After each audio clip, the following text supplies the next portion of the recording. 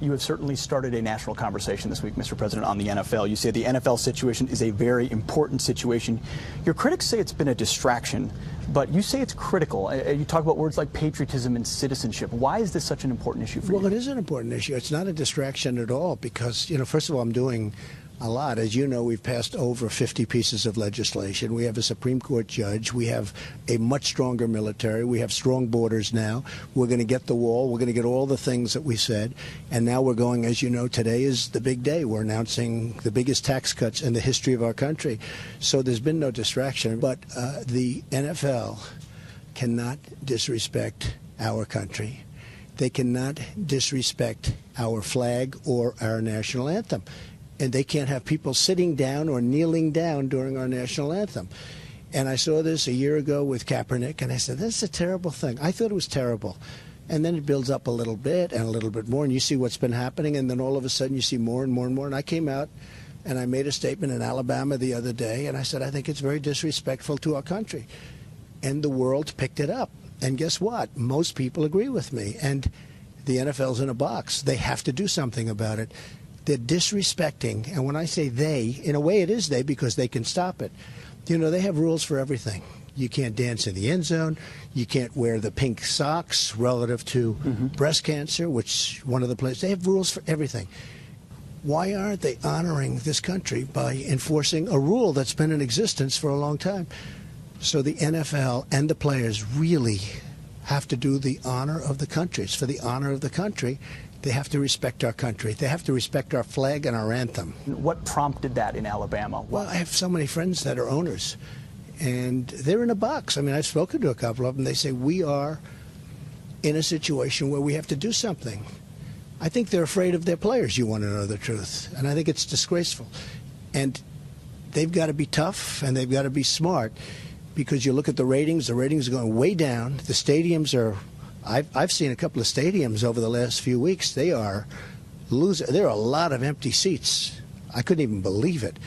But when it comes to the respect of our nation, when it comes to the respect of our anthem and our flag, they have no choice. You have to have people stand with respect. Mr. President, we're here in Indiana. You're going to launch your tax reform plan in front of this crowd. Who is your tax plan intended to help? Really the working people. We say the working people, middle class, the people that really haven't been treated right, Pete, and they have been treated right, really for a long time, have not been treated right. Also, it's going to be for businesses where they're going to employ jobs, where they're going to bring in jobs. So it's for jobs. This is a tax plan for jobs and growth for our country.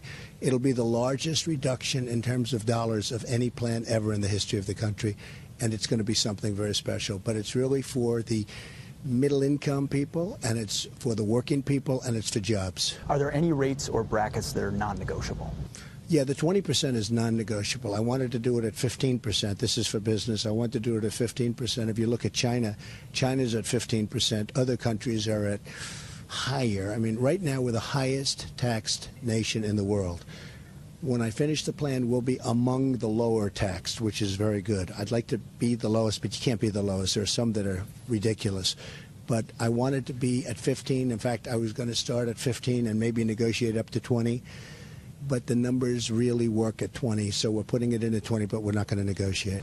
Mr. President, the health care bill this week went down in the Senate. What about this plan makes you feel confident that it won't meet the same fate? Well, Pete, the health care bill didn't go down. We have the votes. But reconciliation is a disaster. But as you know, it ends on Friday. So we don't have enough time because we have one senator who's a yes vote, a great person, but he's in the hospital, and he's a yes vote. So we can't do it by Friday. So we have the votes. We will do it sometime at the beginning of the year, but prior to the election in November. Do you still have confidence in Mitch McConnell? I do. I mean, look, I've dealt with Mitch for a long time, and I think he has to get rid of the filibuster rule. I think it's just a disaster for the Republican Party because it means you need 60 votes on most pieces of legislation, and you're not going to get it. There are 270 bills right now sitting before the Senate. You're not going to get them approved because you're not going to get 8 Democrats. And they want to keep this horrible filibuster rule, which says basically you need 60. So that means you need 8 Democrats to get something approved, and you're not going to get that. So they have to get rid of the filibuster rule. Otherwise, they're just making a mistake.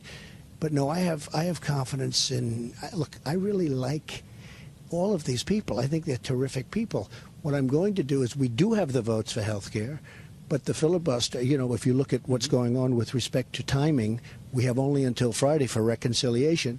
So we're going into next year. But in the meantime, I'm going to start negotiating with Democrats, and we'll see what happens. Do you feel like when you start negotiating with Democrats, do you feel like you can trust Chuck Schumer and Nancy Pelosi? It's not a question of trust. First of all, I have a nice relationship with them. It's not really trust. It's if we can do a great health care bill, bipartisan, I'm okay with that. Even so if it's not a repeal? Pete, we have the votes to get it done.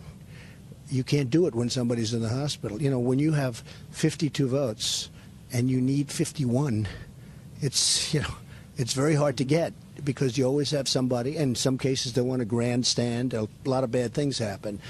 But we have the votes, but we don't have the time because it's Friday. I mean, literally Friday it ends at a certain time on Friday. Mm-hmm.